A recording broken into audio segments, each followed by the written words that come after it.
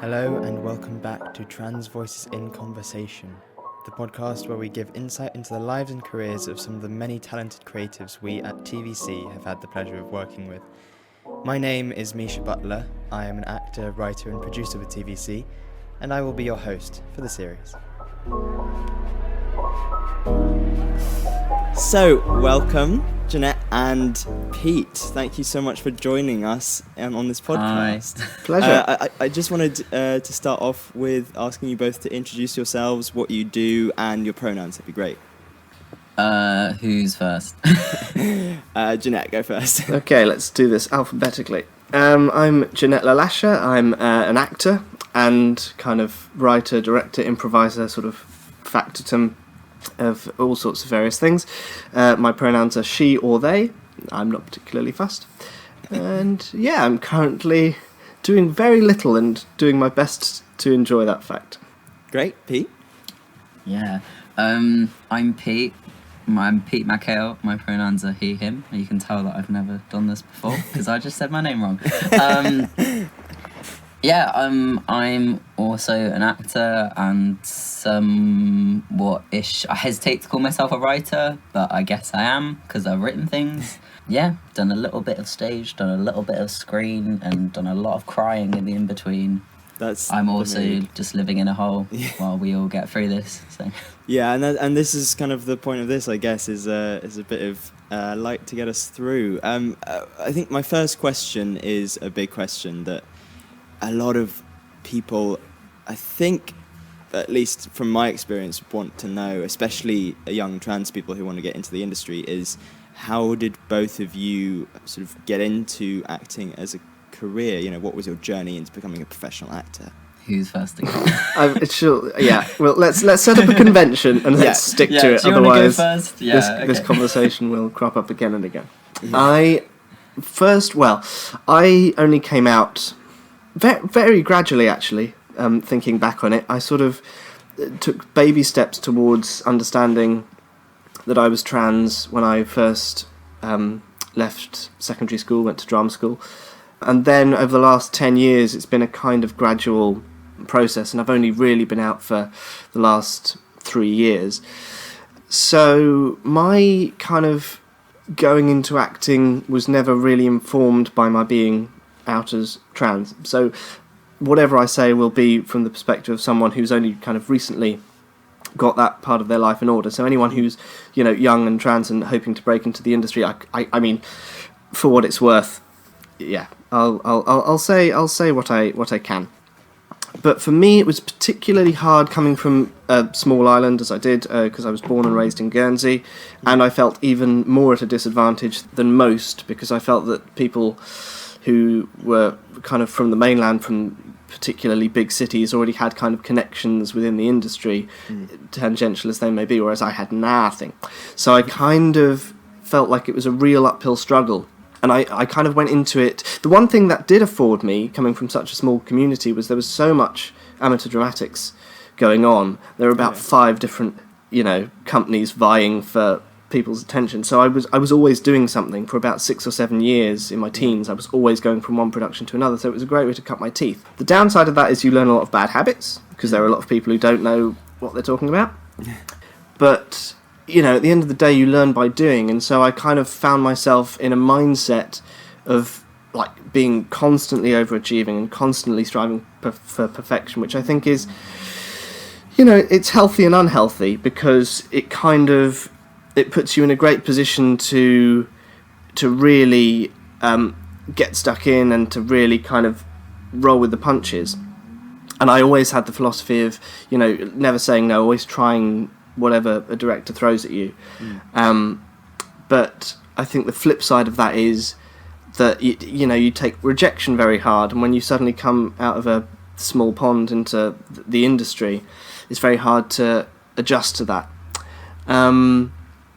But it was, yeah, I mean, it was kind of interesting from the point of view that I found that actually I didn't have to try so hard. It was kind of when I took my foot off the gas, and this works in terms of like selling yourself as an actor, because I think, you know, kind of over eagerness tends to kind of not necessarily come across well. But also in terms of the business of acting, is allowing yourself to be affected by stuff and to basically get out of the way of yourself is the ultimate thing that we're all striving to do. So it took me a long time to do that, really, to realise that I didn't have to do quite so much. And, you know, it's easy to say once you're sort of in the closed shop of acting, oh, just stop doing, just stop trying.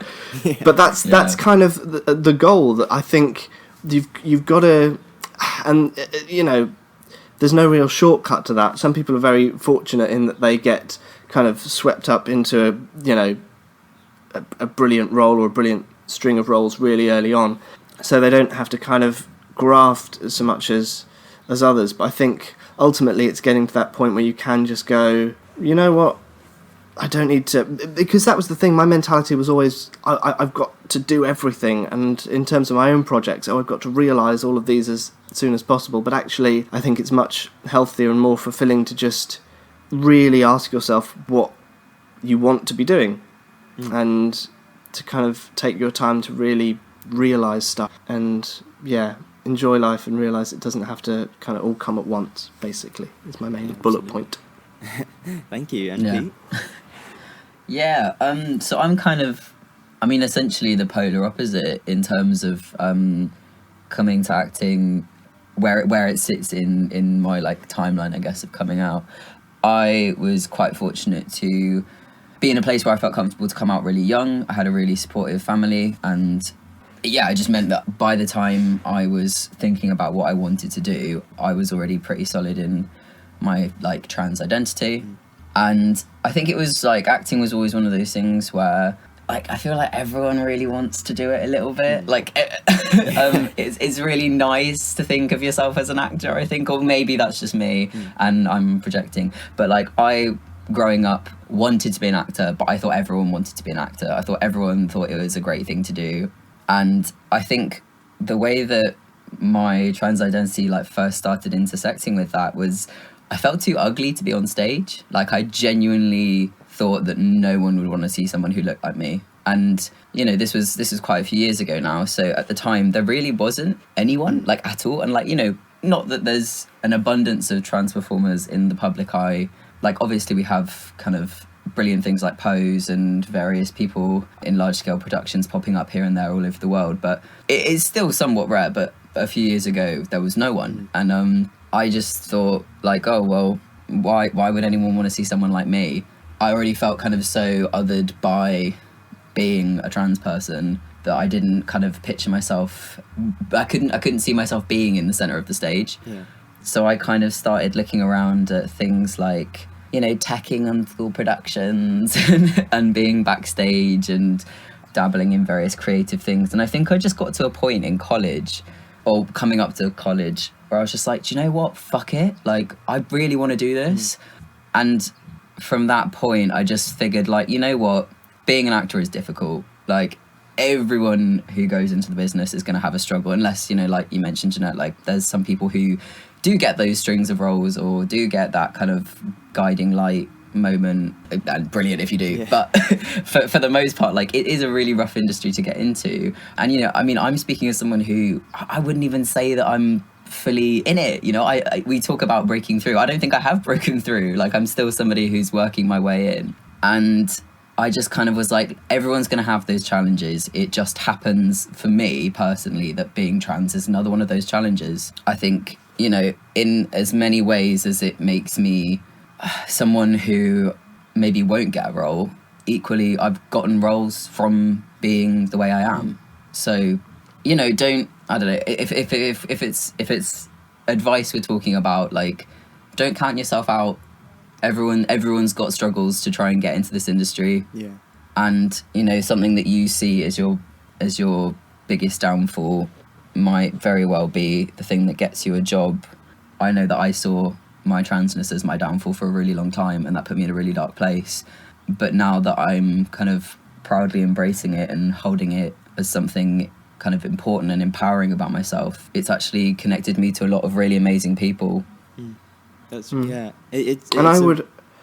I would echo that insofar as probably the reason I waited so long to come out, or that I was so preoccupied with, other things and trying not to look too hard at that part of my identity, is because I felt exactly the same way, that if I were openly trans, that would compromise me as an actor or compromise my brand. Because, once you've spent time establishing yourself as one thing and then to kind of segue into something else, especially when, having not medically transitioned, I don't pass, so I don't have the kind of the same facility to play cis roles as maybe some other trans femme people. And it was really illuminating, because I came out during a 15-month West End contract when I knew I had a job and I kind of had time to experiment and to sort of find myself. But had I not had that gig, I wouldn't have dared to kind of step outside the pigeonhole that had been made for me. And and also since then, what I've discovered, I've got in the room for so many more gigs on the basis of being trans, but the roles I've got irrespective of my transness.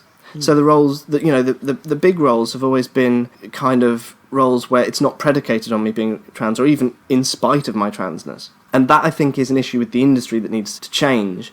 But what I'm saying is, once I get into those roles, I feel like I can do them so much more justice than I could when I wasn't being authentic to myself. Because being out automatically gives you so much more, I think, confidence and just... It's just like one less plate to be spinning, isn't it? Yeah. Like, there's not, when you're trying to be something, I guess, essentially that you're not, there's a level of energy that's going into that at all times. Yeah. And like, once that's gone, and that's not just to do with transness, like you mentioned before, just kind of letting go and I guess embracing like yourself and what you can do. That's in all parts of yourself, irregardless of gender identity. Like, if you stop trying so hard to be something that you're not, like it's a lot of mental energy that you can then put back into being the best performer that you can be. It's those layers of kind of self-reflection and self-criticism that can either ground you or do the opposite, make you start over-analysing all the work you're doing and not make anything happen. I was actually going to ask you as well how your identity, any facet of it, whether or not it's the trans facet or different, whether or not you identify with labels or not, any labels in your life, how they have affected your work, whether that's writing or acting. Do you want to start, Jenet? How it's affected, I think... It's an interesting question. I think the most... the easiest thing to look at would probably be my writing, because I think as much as acting incorporates you and your own voice, I think writing is kind of almost a purer, and certainly improv as well. Like, even more so than writing, there's no real censor. It's just kind of, it's a very revealing thing. And I definitely became a better improviser after I came out. I feel like I was more courageous and I was more willing to go to kind of wherever my impulses would take me. And I think in my writing it's difficult because I there doesn't seem to be a real sort of through line to my writing anyway. Like if you look at any one of my plays, there's always, or just anything I've written, like poetry or short stories, I suppose there is a kind of, they're thematically linked and there is a kind of consistent voice, but once I've done a thing, I never return to the thing. Like I wrote two-handed kind of Beckettian absurdist comedy that I took to the Fringe 6 years ago, and I've never felt the need to write another thing, anything like it, because I felt like, right, that's done. Next I'll write a verbatim play about a reptile expert. It's like, I always find that the most interesting thing is whatever I haven't just been doing. So in terms of how, for the sake of argument, my transness fits into that, I would be at a total loss to kind of explain what effect that had. I suppose if you sort of put them side by side and analyse them, possibly with an outside eye, maybe I'm the least qualified person to do this, then you would see like some sort of massive spike or shift that happened when I came out. But again, coming out was such a gradual thing for me, and I think it is for everyone. I think it's a fallacy that there's the one moment. I think we can all attest to that. But yeah, because it happened over a period of, arguably a decade, but equally it could be 2. It could be from the first moment I realised I was gender non-com when I was 8 to, just last year changing my name and what have you.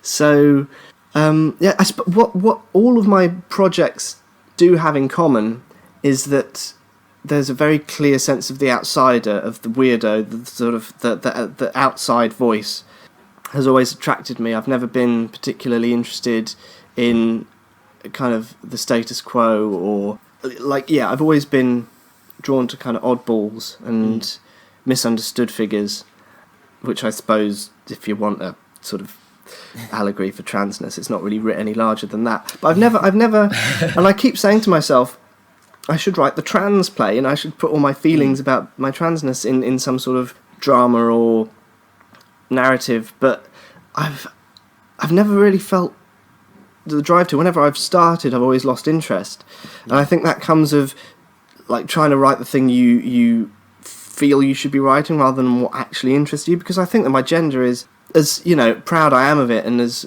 big a part of me as it is, it's not the most interesting thing about me, so I'm never particularly drawn to it as a subject. But because of the climate we're in, I always feel I should add to the great pantheon of trans plays out there, but there are other people doing that far better than I could, so I just feel like what's the point, basically. Yeah, cool. I mean, sorry, this is a rubbish answer. In terms of my writing specifically, I think I don't ever sit down, like you said, Jeanette, like there's almost a kind of thought of like, I should do the trans play. And I think often when I sit down to write, I feel less interested in that, but more compelled to have trans people present in my writing, if that makes sense. That sounds a bit vague. I find by accident very often that I write trans people into stories. I think it's partly because I've been around trans people growing up, like since I first kind of started the process of coming out and reaching out to others. I've had friends who are trans around me for like years and years and years now. And so I think it's just like a reflection of the world that I've grown up in and lived in, is that trans people are present in the worlds that I write, if that makes sense. Yeah. That being said, just flouted the trans play. I am at the moment writing the trans play for myself. Yeah. But it's not something that I sat down and went, I'm going to write this. I wrote a monologue for myself for a sharing night, for a showcase that my agency was putting on. And it was literally a case of I just wanted 10 minutes of something to just spit out. I wanted something that I felt connected to, and I felt that I could do well and show myself off. So I was really interested in horror as an allegory for transness. And somebody, during a later development of the show, somebody said to me they almost felt uncomfortable with the idea that I was collating transness and monsters. But I was like, no, but it's the whole point of it was not to do that. It was to point out that there is an otherness to these things that overlaps, and to explore what that metaphor means. And actually what I found in turning this 10-minute piece of work into what is now becoming a full-length solo show, because it's just kind of grown and bubbled away and become more and more, because I've gone down the line of, why did I do that? Why did I explore my transness as a monster? Like what lines was I drawing in my head? And I think what it's kind of come to is that actually I think there was something I was still working through with how I felt about myself and how I felt as an outsider, or someone who felt like they were an outsider, and what it actually means to kind of maybe to an extent accept the mantle of an outsider. And like if you embrace and engage with being something considered, I don't know, unwanted by society, like it's the kind of sentiments of like, okay, I'm ugly and I'm proud, and it's like, but what does ugly and I'm proud mean when ugly still means a bad thing? And I'm not saying that my transness was ugly, but I'm saying that actually what I realized was maybe I was still in a headspace where I felt my transness was ugly, and that's something that I needed to work through. And it's something that I feel like I have now worked through with my writing, but it's never something that I sat down to write. It's something that I've come to through the writing. So that's definitely, I don't know, I mean, you can ask the question of how does my identity, the intersections of my identity affect my writing? They don't. I just am a person who is those things, and me being that person outputs work that is kind of reflective of who I am. Yeah. So yeah, I don't think I ever sit down and go, I'm going to do this one now. But it's ever present because it is a part of me anyway. Yeah, definitely. And I would say on the subject of the kind of not equating transness with monstrousness, but the gig that I've just done it was a radio gig for BBC Radio 3, and it was literally the title of the show. It was an episode of Words and Music. It was called Goddesses and Monsters, and they'd got a cis woman and myself in to read the texts, and my kind of paranoid brain was going, this is a little bit...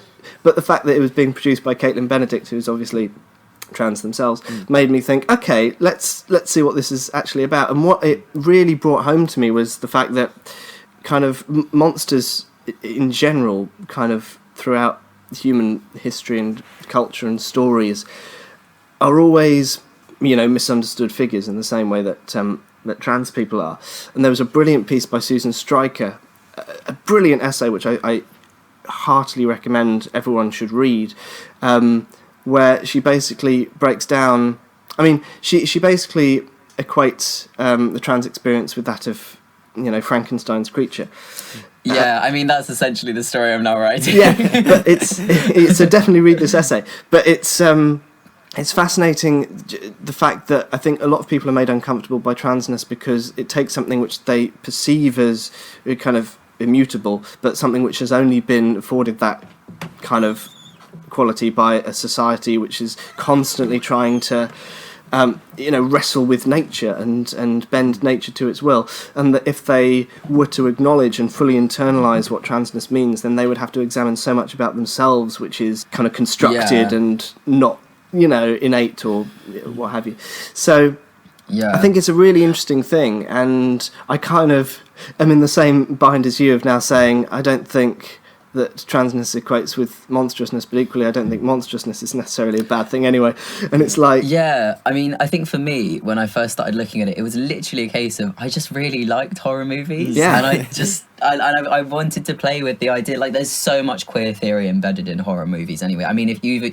Even on the surface level, you only need to look at like early, like the campiness of it, like in a really, really, really surface level. Like there is so much queer allegory in horror. And I mean, if you look through like the history of horror movies, it's always because queer people were othered, and therefore like because by virtue of like the cisgender lens, the heterosexual lens, or even often the racist lens, people who were considered minorities were used, or like at least allegories to them or metaphors to them or even costumes of them in some way were used in horror. Yeah. And to me, there was almost a sense of like reclamation of those things. Obviously, I'm only speaking to the kind of queer nature of it. I won't talk to racialized portrayals because that's not something that I feel like I can confidently speak on. But that's kind of part of what it was I wanted to find a joy in being a monster. I was like, well, if everyone's going to call me that, then where's the fun in it? And what it has become now more an analysis of like what actually my action in doing that meant to me, what choosing to engage with monsterhood led me down the path of. And I mean, the outcome isn't that monstrousness is a bad thing, but simply I think that if you want to say something is monstrous or a monster, I think that in itself is a nuanced choice. Like you just said, you don't want to back yourself into the corner of saying trans people are monsters, but monstrousness isn't bad. And it's, I'm not going to walk up to the layman and go, trans people are monsters. That's not like where I'm headed. But I think there is a conversation to be had about the fact that like throughout, if we want to talk to cinematic history of horror, like, yes, there is queerness inherent in the way that monsters were kind of put on screen. And I think there's fun for queer people to be had in engaging with that and exploring it while still acknowledging that there is maybe a negative connotation and context to it, because, there always is. There's words that are reclaimed that came from a horrible place, but people do find empowerment in. And not everyone does, and that's cool too. But I think there's, wiggle room. Yeah, definitely. I think you both speak of, your writing in quite a almost therapeutic way. Do you find that, Jenet, you were talking about the dichotomy of, or the difference between things that you feel that you need to write and the things that you feel you want to write? Yeah, the things you get moved to write by your own, subconscious desire are always the fucking weirdest things that don't seem to have any bearing or relevance on, society today. And you go, well, I'll pursue it. And then at the end, obviously, you kind of realise what you've been writing, and you realise that actually it does say something, that everything that you care enough about to put on paper, it does kind of have something to be said about obsession or isolation, or, these great kind of universal human truths. Yeah, it's interesting actually what you're saying, Pete, about the fact that you put trans people in your work without thinking, because you've always known trans people. I don't think I knew a single other trans person until about 5 years ago, and I think that does reflect in the stuff I write, because it was wall to wall cis characters until literally, I think the piece that you saw that I did in the Scratch Night just gone, Cis Hets and Fishnets, which is a sitcom I wrote a couple of years back. Oh, I was there too. Yeah. Great job. Cheers. But it was interesting because, yes, that character is trans. There's a lot of me in that character, actually, or a lot of what I'd like to be, that kind of brazen, outspoken, kind of very, very brassy, confident character. But to be honest, I think the most interesting thing about that character is how they navigate the world of being a sex worker, and being a sex worker as trans, more so than their own relationship with themselves. Because I think their relationship with themselves and their gender identity, they're completely at peace with that. There's no kind of drama to be mined there. That the conflict comes from outside forces, and how people don't refuse to accept that. So I do find myself now very gradually finding myself just sort of putting in trans characters without thinking, but I've really had to undo a lot of kind of negative ingrained stuff in order to get to that point. And also I think it helps because I'm currently writing a series of short stories as part of a sort of a competition, an ongoing competition. And I put the last entry I had a couple, I think one of the characters was trans, was very explicitly written as trans, and in the feedback someone said that they found it very confusing. Like the pronoun usage, they found it hard to follow. And I'm such a contrarian that I was just like, right, well, I'll put a trans character in every single story that I write henceforth, and I'll make a point to do that. So I think, there is a lot of sort of undoing, basically immersing yourself in a world that allows you to to do that, for that to be commonplace, and also being bolshy enough to go, what, fuck you, if you have a problem with it, then I'm going to double down and make it impossible to ignore it. Yeah. At the end of the day. Yeah. Definitely. Yeah. I think that also is an interesting thing you talked about, both of you writing for yourselves as actors.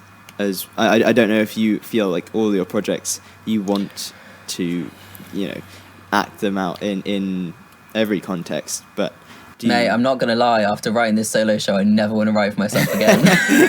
I'm so bored of myself, like I mean, and the first thing I did was I sit down when I was talking to somebody the other day about, they were like, oh, so what do you think you're gonna write next? And I was like, anything that's nothing to do with me.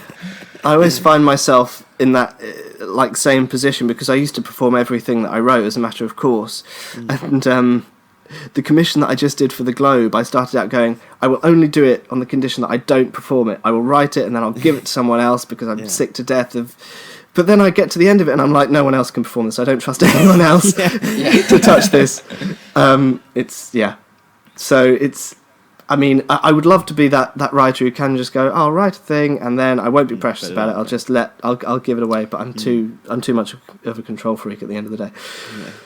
Yeah. I think it's also curse of an actor-writer as well, isn't it? Like, you can write, and then you're like, but I'm also an actor, and this I've written this and that. Like, if you've written something and you like it, then you feel like it's good. Then of course the actor in you, and maybe that's like a sign that you've done your job well as a writer. Is that the actor in you wants to get a hold of it? Yeah.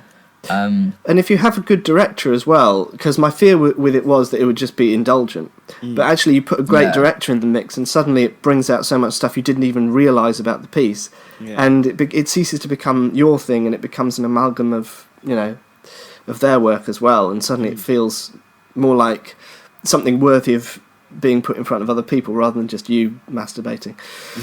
So there is always that fear. You're like, how much is this just me needing to put out all of my stuff and then it's not actually anything coherent. I definitely feel that, and it's a really interesting thing. Yeah, being an actor, writer, being a creative, I suppose, as a wider term, and feeling like being part of just a bigger whole, and your work only becoming something through other people's work. Do you find that quite frustrating, and do you find it quite hard to break into sometimes?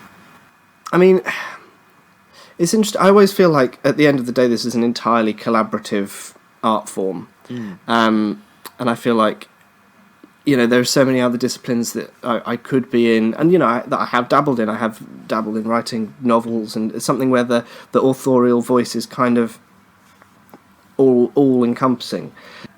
And I think there's something to be said for it, but I think the reason that we all got into this business particularly is because at the end of the day we love what other people bring to the table. And yeah, I mean, I don't know if this answers the question, but I always feel like I'm enriched and just bowled over by how people can, not even just with my own writing, but the way that people can make me see something I'd never seen before, or look at something in a different way. I think that's the mark of a really great creative or theatre maker, that they can take something which you think can only be done a certain way and then totally flip it on its head. Absolutely, yeah.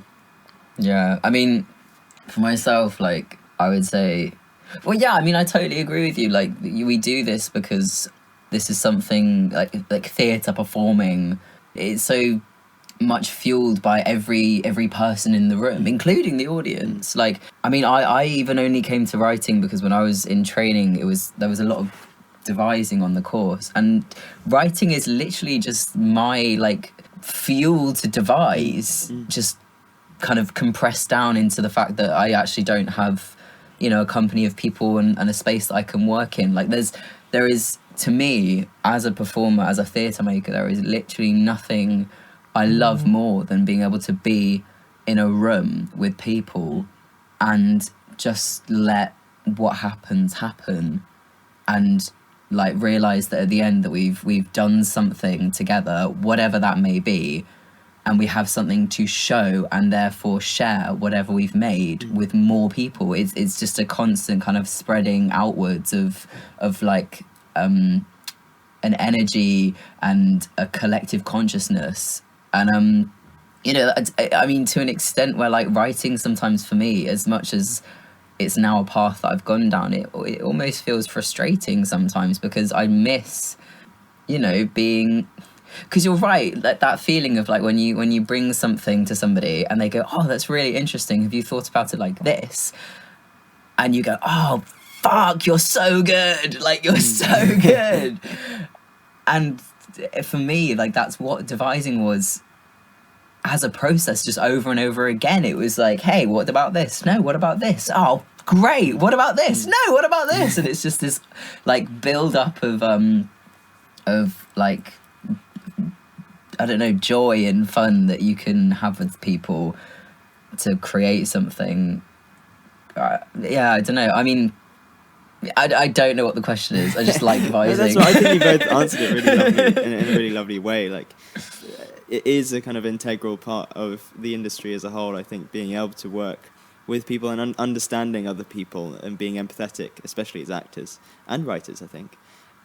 So I wanted to bring us to our last question for the episode, which it actually leads on quite well, and I wanted to end it with quite a bright note. It's, can you think of anything, any book or piece of art or whatever, or person that recently has inspired you or stayed with you, a story that has stayed with you, anything like that, just something positive to end the episode with? Oh, God. I mean, there's so much to choose from. I mean, one of the advantages, or one of the things that I'm trying to make an advantage of this current climate, is to just absorb as much kind of stuff that I wouldn't normally, in terms of entertainment, as possible. Because, I mean, my main go-to is always cinema. I love films. And with the cinemas closed, because my thing is I love seeing new releases, so I've sort of been delving into kind of much more small screen stuff, TV, and I'm trying to read a lot more, but I'm an incredibly slow reader. And I always read like popular science. It's never anything narrative or, you know, like that has stories as such. So I'm kind of trying to use this time to bend myself into different places in terms of the media that I consume. I'm trying to think of what's inspired me. I mean, in terms of the trans angle, I would heartily recommend Trans Like Me by C.N. Lester, which, again, it's not a piece of fiction as such. I'll try and like land on something in that department, but it's such a beautiful and articulate essay about what it is to be trans in the current climate, and it's a very methodical kind of expose of the stuff that I hadn't even really considered about you know, cis attitudes towards trans people and just the trans experience in general. So I'd heartily recommend that. Trans Like Me. What have I been watching? I mean, I've just been like binging Brooklyn Nine-Nine more than anything, which I think is brilliant. It's such a great show in terms of its politics and its diversity, and its I love it. It's one of those things you always feel safe whenever you watch it. You're like, I'm not going to encounter anything which will make me go, oh, that's a little bit, you know, outmoded or reactionary. I mean, comedy is my thing in general. I love a good sitcom. I was very chuffed to hear that the second series of Ghosts wrapped the day before all TV production got shut down in this country. So that will be something to look forward to. Yeah, that's my jam, basically. Thank you a lot. Thank you so much. And Pete? Yeah, well, I'm kind of in a very fortunate position where my partner is the world's biggest film nerd. So he's kind of got this massive back catalogue of really wonderful selective films, and we've been watching. We are three, I guess, because it also there's a documentary part of the Lacheur trilogy. So there's 3 films and a documentary by Abbas Kiarostami, and I don't know. That's just something. There's not a trans angle to it. I'm sorry, I don't have something off the dome for that, I'm afraid. But it's something that the 2 films that we've watched now have just been so lovely and brilliant. And specifically, I want to highlight the second film in the series, which is the one that we just watched, which is we started watching the films before kind of lockdown happened, so this isn't something that we've chosen to watch on purpose, but it's kind of something that almost kind of, it feels like it like divinely came to us in the time of lockdown, because the second film, I believe it's called And Life Goes On, is such a simple and like beautiful ode to human resilience, and it follows a director traveling to a small Iranian village where he had previously shot a film to try and find out if one of the young actors he'd worked with had been hurt in an earthquake that had struck this small series of villages. And it's literally just this director and his son driving in a car through villages, seeing the people who've been affected, trying to find this little boy. And that's it. It's so simple, it's so human. It's something where I feel like with you know, like what I mentioned earlier, going down the path of writing right now, I've had this real panic to, you know, do something amazing and write something incredible and have like complex, and it just, watching the film, it not only was just such a lovely, like uplifting, like we're gonna be okay because people are usually okay, in a time where things are really scary. As a creative, it was just such a kind of gentle reaching hand to go like, just do something that you want to do. Like, it doesn't have to be the biggest thing ever. It doesn't have to shake the earth. Just do something that feels important and that you want to do. It can be a story about a boy going to, you know, the first film, a boy going to his friend's house to help him with his homework. It can be someone trying to find someone. It can be, you know, 2 friends going for a walk. As long as you really care about it. That's kind of what makes it stunning. I don't know. I have no criticism. It was amazing. That's a really lovely kind of sentiment to have. I think it's something that everyone kind of needs to hear at this time, especially creatives, I think. Well, thank you so much, both of you, for all the amazing insights that you've given us today. That's no problem. Just more than I could have asked for. And yeah, I hope to see you both soon, and hope that you're... But from a socially distant, appropriate... Yeah, no, your faces, but not your body. 2 meters minimum. Yeah, exactly. All right, thank you so much. Cheers for having us, Misha. Sorry? Cheers for having us. Yeah, pleasure. My pleasure. Thank you. Goodbye. All right, bye-bye. Kiss, bye-bye.